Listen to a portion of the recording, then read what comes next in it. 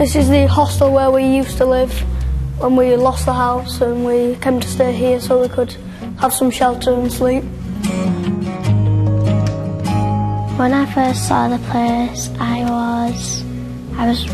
was upset because it was like, it's so different from where I used to live. This is the only bedroom we had. I used to sleep on the top bunk, my sister used to sleep on the bottom bunk, and my mum slept on the bed there. First night, it was pretty haunting, yeah. I didn't really sleep that night. I can remember us all just like getting upset, so we all just like sat together and we all just had a cuddle, because sometimes that was what we all just needed. Here are Lewis, Hannah and their mum, Helen. We just saw a little snippet of your documentary there. Lewis, you were saying you really like the animations. Yeah, the animations are really funny. And you really did drop out of the top bunk. Yeah, I really did drop out of the top bunk, yeah. Oh.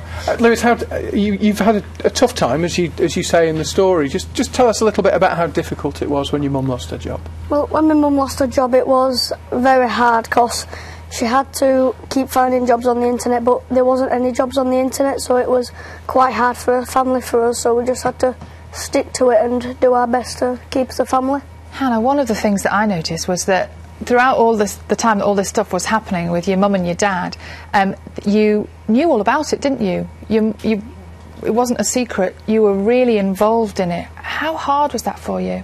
It was hard because it was hard knowing that your parents wasn't getting along when you kind of like, at that point, you needed each other to be getting along. And really hard when you had to move out of your house, from your bedroom, yeah, and everything else. I mean, what was that like the day you had to go?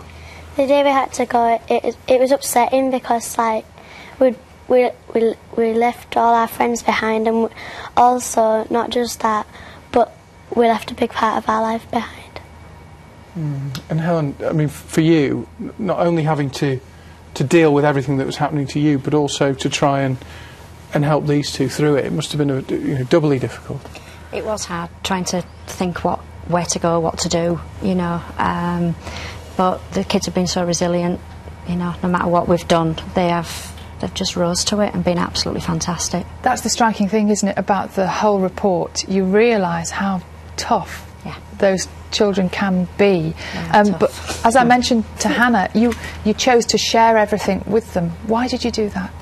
There's no point keeping the kids in the dark, telling them that everything's going to be rosy when it just might not be.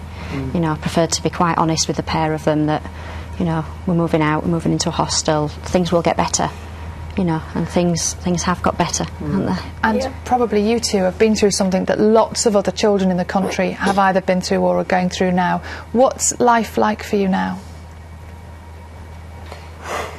Getting better. Yeah, it's certainly getting better, because we've moved on as a family and we've got a nice place where we live now, and it's a lot better where we used to live, and I think we feel a lot more safer there when we was in the hostel.